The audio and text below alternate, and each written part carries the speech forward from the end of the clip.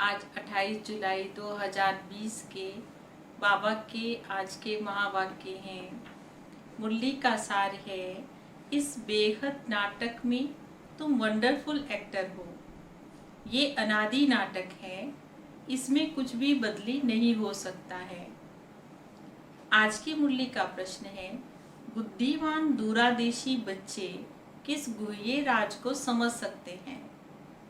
उत्तर है, मूल वतन से लेकर सारे ड्रामा के आदि मध्य अंत का जो गुह्य रहस्य है वे दूरादेशी बच्चे ही समझ सकते हैं। बीज और झाड़ का सारा ज्ञान उनकी बुद्धि में रहता है। बीज है शिव बाबा और ये सारा झाड़ जो है सृष्टि का चक्र है, उसका बाबा ने कहा सारा राज उन बच्चों की बुद्धि में रहता है। वे जानते हैं बेहद के नाटक में आत्मा रूपी एक्टर जो ये चोला पहनकर पाठ बजा रही है, इसे सत्युग से लेकर कलयुग तक बजाना है, क्योंकि बीच में कोई भी आत्मा वापस नहीं जा सकती है। सारा सर्कल उसे पूरा करना होता है। आज का गीत है, तूने रात गवाई सोकर दिन गवाया खाकर। हीरा जन्म अनमोल है, कोडी बदला जाए। ओम शांति। ये गीत बच्चों ने सुना। अब इसमें कोई अक्षर राइट भी है और कोई रॉन्ग भी है।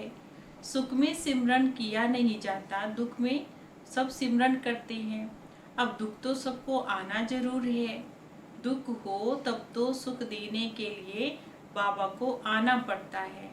मीठे मीठे बच्चों को मालूम है, अभी हम सुख धाम में जाने के लिए पढ़ रहे हैं।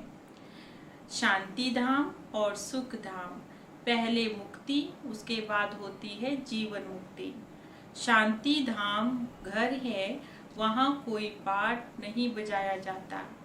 एक्टर्स घर से चले जाते हैं, वहाँ कोई पाठ नहीं बजाते हैं। पाठ तो हमेशा कहाँ पर बजाएंगे? हाँ, उसके लिए तो स्टेज होती है। ये भी स्टेज है। जैसे हद का नाटक होता है, वैसे ये भी बेहद का नाटक है। इनके आदि मध्य अंत का राज बाप के सिवाय कोई भी नहीं समझा सकते हैं। वास्तव में ये यात्रा अथवा युद्ध अक्षर सिर्फ समझाने के काम में आते हैं। जो बाबा एग्जाम्पल देते हैं, जैसे याद के लिए कहते हैं यात्रा, और दूसरा माया से जब युद्ध होती है तो उसके लिए ये बाबा ने कहा ये केवल ये जो शब्द है केवल समझाने के लिए एग्जाम्पल हैं ये। बाकी इसमें युद्ध आदि होती कुछ नहीं है। यात्रा भी केवल अक्षर है, बाकी तो याद है ना। याद करते करते हम पावन बन जाएंगे। ये यात्रा पूरी भी यहाँ ही होगी, इसके लिए कहीं भी जाना नहीं है। बच्चों को समझाया जाता है पावन बनकर फिर अपने घर जाना है। यहाँ अपवित्र तो कोई घर वापस नहीं जा सकते हैं। अपने को आत्मा समझना है। मुझ आत्मा में सारे चक्र का पाठ भरा हुआ है।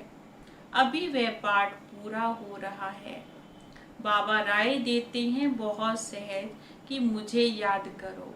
बाबा क्या राय देते हैं बच्चों को कि बाबा को याद करेंगे, बाकी बैठे तो तुम यही हो, कहीं तो नहीं जाते हो ना।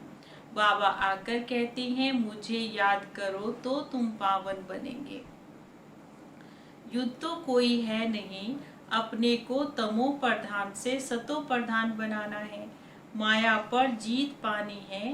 बच्चे जानते हैं 84 का ये चक्र पूरा होना है।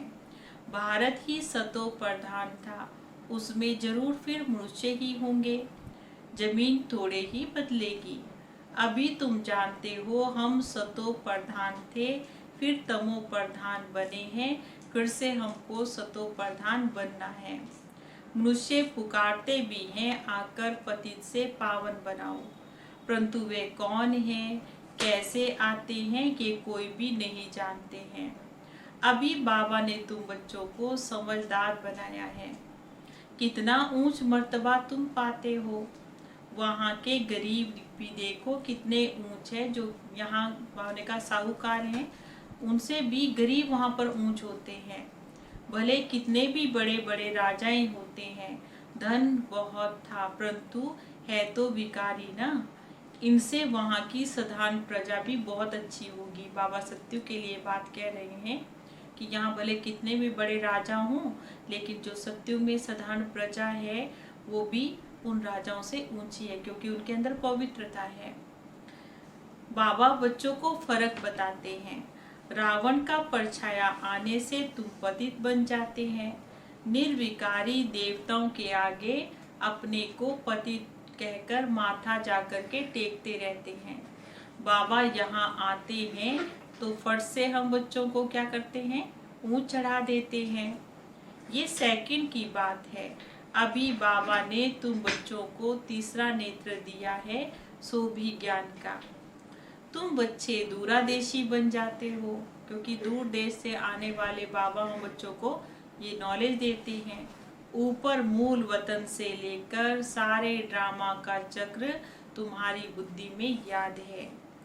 जैसे हद का जो ड्रामा होता है उसको देख करके सुनाते ना, ये हमने देखा, बुद्धि में फिर सारा भर जाता है, तो उसके बाद फिर उसका वर्णन किया जाता है। आत्मा में भरकर पहले भरा जाता है, फिर क्या करते हैं, फिर डिलीवरी करते हैं उसकी, सबको बांटा जाता है, बताया जाता है। ये फिर बेहद की बातें हैं। तुम बच्चों की बुद्धि में इस बेहद के ड्रामा के आदि मध्य अंत का राज सब बुद्धि में है, जो रिपीट होता रहता है। उस हद के नाटक में तो एक्टर निकल जाता है, फिर वो दूसरी फिल्म बनती है तो दूसरी फिल्म बनाएगा। लेकिन बाबा ने कहा इस चक्र में तो हम ऐसे एक्टर हैं जो इस चक्र से ही बाहर नहीं जा सकते हैं। कोई बीमार हुआ तो उनके बदले दूसरे को भी ऐड कर देते हैं। अब ये तो चैतन्य ड्रामा है, इसमें किसी को अदली बदली नहीं करते हैं। तुम बच्चे जानते हो हम आत्मा हैं, ये शरीर रूपी चोला है जो पहनकर हम बहुरूपी पाठ बजाते हैं। नाम, रूप, देश, फीचर सब बदलते जाते हैं। एक्टर्स को अपनी एक्ट का मालूम होता है ना। बाबा बच्चों को ये चक्र का राज समझाते रहते हैं। सतयुग से लेकर कलयुग तक तुम आते हैं, फिर जाते हैं, फिर नए सिरे आकर के पाठ बजाते हैं। इसकी डिटेल समझाने में तो बहुत टाइम लगता है। बीज में भले नॉलेज है, फिर भी समझाने में तो टाइम लगता है। तुम्हारी बुद्धि में सारा बीज और झाड़ का राज समाया हुआ है। सो भी जो अच्छे बुद्धिवान बच्चे हैं वे समझते हैं इसका बीज रूप तो परमात्मा है। इनकी उत्पत्ति, पालना और संहार कैसे होता है ये भी तुम बच्चे जानते हो, इसलिए त्रिमूर्ति दिखाते हैं। ये समझाने जो बाप देते हैं वो कोई और मनुष्य नहीं दे सकते हैं। जब यहाँ आते हैं तब पता पड़ता है, इसलिए इसको कहते हैं कि यहाँ आकर समझना चाहिए। कि सेंटर पे जाएंगे तो सब डिटेल समझ में आ जाती है। कोई कोई तो बहुत कट्टर होते हैं, तो कहते हैं हमको कुछ सुनना ही नहीं है, हम कुछ सुनना नहीं चाहते। कोई तो बाबा क्या समझा रहे हैं, कोई तो सुनना नहीं चाहते हैं, कोई तो क्या करते हैं, सुनते हैं, वही पढ़ाते भी हैं। उनकी महिमा है कि वो शांति, कोई तो फिर सुनते हैं, कोई फिर लिटरेचर ले लेते हैं, कोई तो लेते ही नहीं है। तुम्हारी बुद्धि अभी कितनी विशाल और दूरादेशी हो गई है। तीनों लोगों को तुम जानते हो। बाबा ने कहा तुम स्थूल लोक, सूक्ष्म लोक और परलोक, इन तीनों लोगों के बारे में तुम ही जानते हो। बाकी सूक्ष्म वतन का कुछ भी नहीं है। कनेक्शन तो सारा मूल वतन और स्थूल वतन से है। बाकी सूक्ष्म वतन तो थोड़ा टाइम के लिए है। बाकी सब आत्माएं ऊपर से यहाँ पाठ बजाने के लिए आती हैं। ये झाड़ सब धर्मों का नंबरवार है। ये है मनुष्यों का झाड़ जो बिल्कुल एक्यूरेट बजता है, कुछ भी आगे पीछे नहीं हो सकता है। ना आत्माएं और कोई जगह बैठ सकती हैं। आत्माएं तो ब्रह्म महतत्व में खड़ी है ना। जैसे स्टार आकाश में खड़े हैं, ये स्टार्स तो दूर से छोटे छोटे देखने में आते हैं, बोले कितने बड़े भी हैं, लेकिन देखो जमीन से कितने छोटे छोटे दिखते हैं ना। लेकिन आत्मा तो एक जैसी है, वो कोई छोटी बड़ी नहीं है, एक जैसी है। ना ही विनाश को पाती है। तुम गोल्डन एज में जाते हो, फिर तुम आयरन एज में आते हो। बच्चे जानते हैं हम गोल्डन एज में थे, अभी हम आयरन एज में आ गए हैं। कोई वैल्यू ही नहीं रही, भले माया की कितनी चमक हो, परंतु ये है रावण की गोल्डन एज, और वह है ईश्वर की गोल्डन एज, ईश्वरीय गोल्डन एज और रावण की गोल्डन एज। मनुष्य कहते रहते हैं कि 6-7 वर्षों में देखना कितना अनाज होगा, क्या क्या कहते रहते हैं, लेकिन बात मत पूछो उनका प्लान क्या है और तुम बच्चों का प्लान क्या है। बाबा कहते मेरा प्लान तो ये है कि मैं पुरानी दुनिया को नया बनाना चाहता हूँ, और तुम्हारा एक ही प्लान है। जानते हो बाप की श्रीमत से हम बच्चे अपना वर्षा ले रहे हैं। बाबा रास्ता बताते रहते हैं और बाबा हम बच्चों को श्रीमत देते रहते हैं। देखो याद में रहने की भी बाबा हम बच्चों को मत दे रहे हैं कि बच्चे याद में रहो। जैसे मत अक्षर है ना, संस्कृत अक्षर तो बाप नहीं बोलेंगे, बाप तो हिंदी में ही समझाते हैं। किसमें समझाते हैं? बाबा हिंदी में समझाते हैं। भाषाएं तो ढेर होती हैं, इंटरप्रेटर भी होते हैं ना, जो सुनकर फिर सुनाते हैं। देखो कोई हिंदी इंग्लिश तो बाबा ने कहा बहुत जानते हैं, पढ़ते हैं, बाकी माताएं घर में रहने वाली इतना नहीं पढ़ती हैं। आजकल विलायत में अंग्रेजी सीखते हैं, फिर यहाँ आने पर इंग्लिश बोलते रहते हैं, हिंदी बोल ही नहीं सकते हैं। घर में आते हैं तो माँ से इंग्लिश में बातें करते हैं। हाँ? वे बेचारी भूल जाती है, ये इंग्लिश क्या जाने वो, फिर उनको टूटी फूटी हिंदी सीखनी पड़ती है। सत्यु में तो एक राज्य एक भाषा होगी, एक कुल होगा, एक मत होगी, जो अब फिर से बाबा हम बच्चों के लिए स्थापन कर रहे हैं। हर 5000 वर्ष के बाद ये सृष्टि का चक्र फिरता रहता है, सो भी बुद्धि में रहना चाहिए ना। अब एक बाप की याद में रहना है। बाबा हम बच्चों को क्या समझा रहे हैं? एक बाबा को याद करना है। यहाँ तो तुम बच्चों को कितनी फुर्सत मिलती है, सवेरे में स्नान आदि कर बाहर घूमने फिरने में तो बहुत मजा आएगा। बाबा कहते हैं ना हमेशा सुबह सुबह स्नान करो, उसके बाद छत में टहलो, घूमो फिरो और बाबा को याद करते रहो, मंथन करते रहो। अंदर में यही याद रहे हम सब एक्टर्स हैं, ये भी अभी स्मृति आई है। बाबा ने हम बच्चों को 84 का चक्र का राज समझाया है। हम सतो प्रधान थे, ये भी बड़ी खुशी की बात है। मनुष्य घूमते फिरते हैं, उनकी कुछ भी कमाई नहीं, तुम तो बहुत कमाई करते हो। बुद्धि में चक्र भी याद रहे, फिर बाबा को भी तुम बच्चे याद करते रहो। कमाई करने की युक्तियां बाबा हम बच्चों को बहुत अच्छी अच्छी सुना रहे हैं। तो जो बच्चे ज्ञान का विचार सागर मंथन नहीं करते हैं, उनकी बुद्धि में तो माया की किटकिट होती रहती है, उन्हें फिर माया तंग करती है। अंदर में ये विचार करो हमने ये चक्र कैसे लगाया है। सत्यु में इतने जन्म लिए, फिर हम नीचे उतरते आए, अब फिर हम बच्चों को सतो प्रधान बनना है। क्या बनना है? बच्चों को फिर से सतो प्रधान बनना है। बाबा ने कहा मुझे याद करने से तुम बच्चे सतो प्रधान बन जाएंगे। चलते फिरते बुद्धि में ये याद रखना है, जो तो माया की खिटखिट समाप्त हो जाएगी। बाबा क्या कह रहे हैं? बाबा को याद करेंगे तो माया की खिटखिट समाप्त हो जाएगी, तुम्हारा बहुत बहुत फायदा होगा। भले स्त्री पुरुष साथ जाते हो, हर एक को अपने सिरे से मेहनत करनी होती है, सो भी ऊंच पद पाने के लिए ना। हम बच्चे किस लिए मेहनत करते हैं? कि हमें ऊंच पद की प्राप्ति हो। भले स्त्री पुरुष साथ भी जाते हो, लेकिन फिर भी अपनी मेहनत करनी है। अकेले में जाएंगे तो बहुत मजा आएगा, क्योंकि अकेले में और विचार सागर मंथन होगा।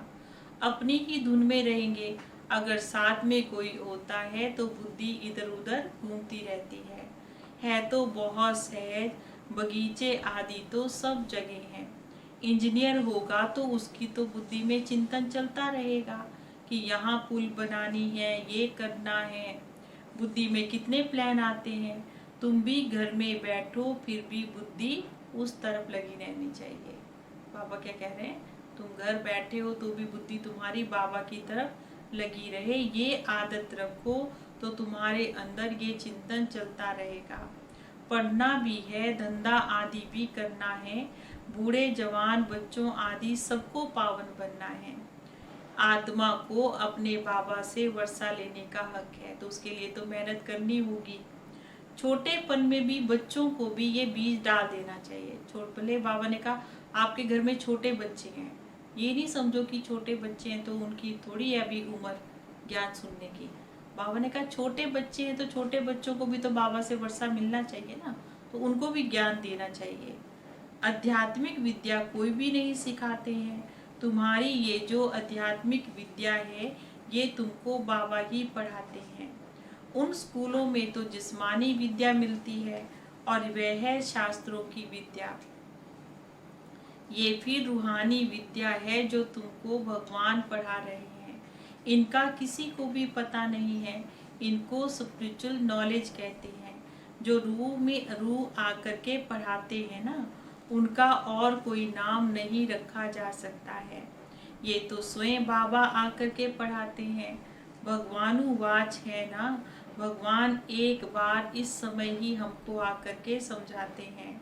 इसको रूहानी नॉलेज कहा जाता है। वे शास्त्रों की विद्या तो बिल्कुल अलग है, जो शास्त्रों में समझाया जाता है। जो बाबा हम बच्चों को समझा रहे हैं वो बिल्कुल डिफरेंट है। तुमको पता है कि नॉलेज एक है, जिस्मानी कॉलेज आदि की, दूसरी आध्यात्मिक शास्त्रों की विद्या और तीसरी ये रूहानी कॉलेज। 3 कॉलेज हैं। एक कॉलेज जो हद की विद्या पढ़ते हैं हम, वहाँ हद की पढ़ाई पढ़ाई जाती है, दुनियावी पढ़ाई पढ़ाई जाती है। दूसरी है आध्यात्मिक शास्त्रों की विद्या और तीसरी है रूहानी विद्या। वो हमें बाबा समझाते हैं।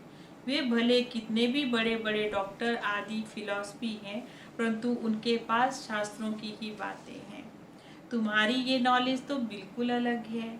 ये स्पिरिचुअल नॉलेज जो स्पिरिचुअल बाबा ही हम बच्चों को पढ़ा रहे हैं, वे है सब आत्माओं के पिता।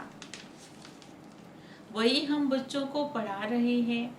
उनकी महिमा है, वो शांति के सागर हैं, सुख के सागर हैं, आनंद के सागर हैं। कृष्ण की महिमा तो बिल्कुल अलग है। गुण अवगुण मनुष्य में होते हैं जो बोलते रहते हैं। बाबा की महिमा को भी यथार्थ रीति तुम जानते हैं।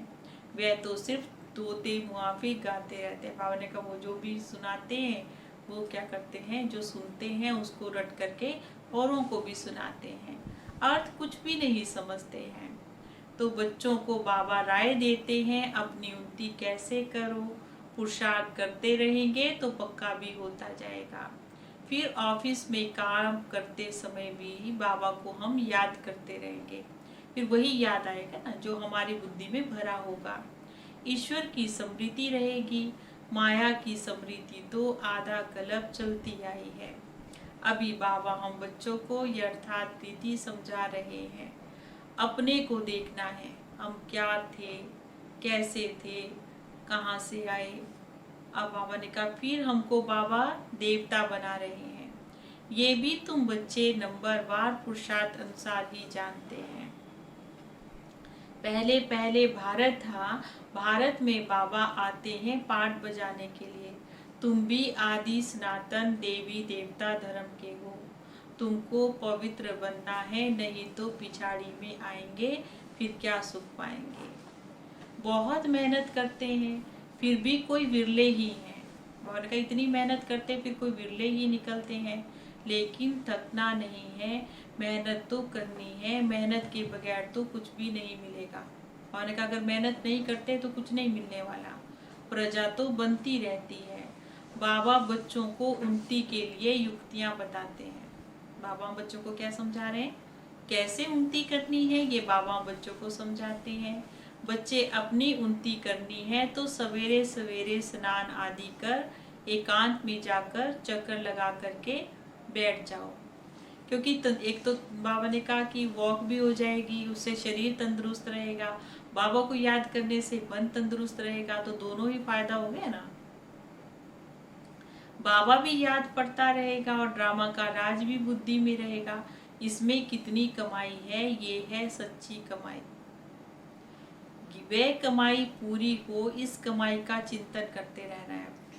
हाँ, नौकरी आदि पे जाते हैं, धंधे आदि पे गए और फिर जब वापस आए तो बाबा को याद करो। डिफिकल्ट कुछ भी नहीं है, बाबा का देखा हुआ है। बाबा सारे जीवन की कहानी लिखते हैं। आज इतने बजे उठा, फिर ये किया, समझते हैं। जो पीछे आने वाले हैं वो फिर समझेंगे।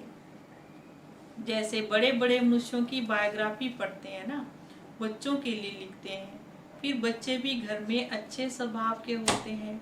अभी तुम बच्चों को पुरुषार्थ कर क्या करना है, सतो प्रधान बनना है। सतो प्रधान दुनिया का फिर से राज्य भाग्य लेना है।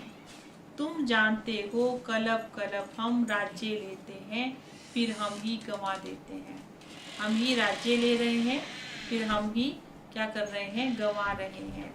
तुम्हारी बुद्धि में ये सब है, ये है सब नई दुनिया के लिए, नए धर्म के लिए। बाबा हम बच्चों को नई नॉलेज दे रहे हैं, इसलिए मीठे मीठे बच्चों को फिर भी समझाते हैं।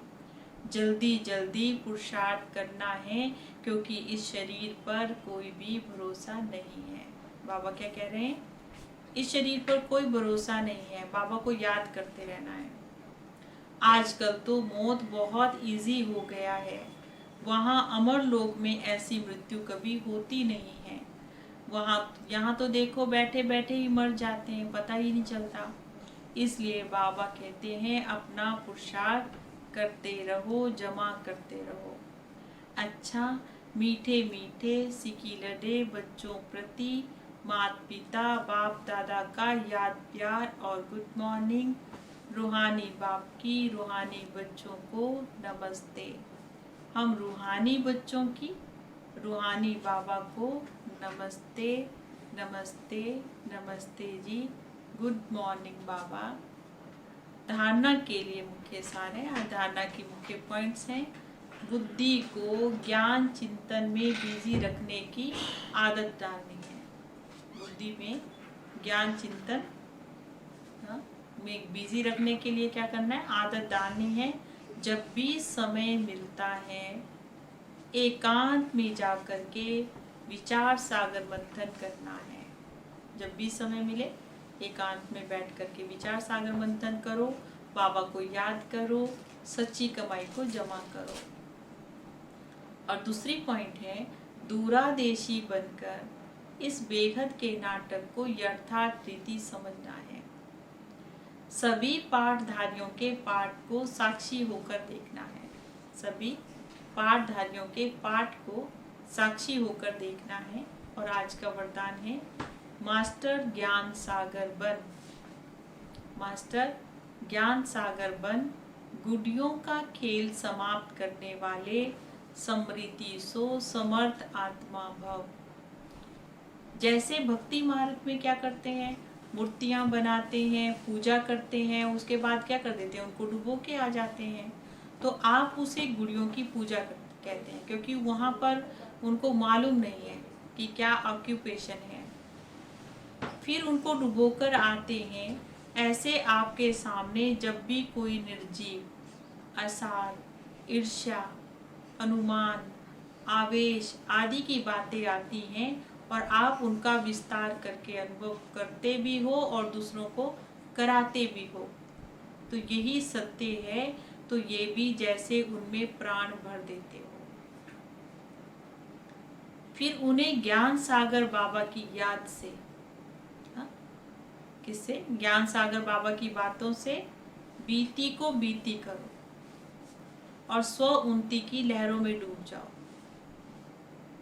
लेकिन इसमें भी टाइम तो वेस्ट जाता है ना, कि बीती बातों को भूलना है। तो इसलिए बाबा ने कहा फुल स्टॉप लगाओ हर बात के लिए, उसमें अपना टाइम वेस्ट नहीं करो। इसलिए पहले से ही मास्टर ज्ञान बन, स्वरूप बन, समृद्धि सो समर्थी भव के वरदान से इन गुड़ियों के खेल को भी समाप्त कर देना है। और स्लोगन है, जो समय पर सहयोगी बनते हैं उन्हें पदम गुना फल मिलता है। जो बाबा के कार्य में जिस समय आवश्यकता है और उस आवश्यकता के समय में यदि हम बाबा के कार्य में सहयोगी बनते हैं तो उसमें हमें फिर पदम गुना फल मिलता है। क्योंकि अगर हम समय पर नहीं कर रहे हैं, बाद में किया, तो उसका तो कोई फायदा ही नहीं हुआ, क्योंकि वो कार्य तो हो चुका होता है। तो इसलिए जब समय है, जब जरूरत है, उस समय किया तो उसका फिर पदम गुना फल मिलता है। ओम शांति।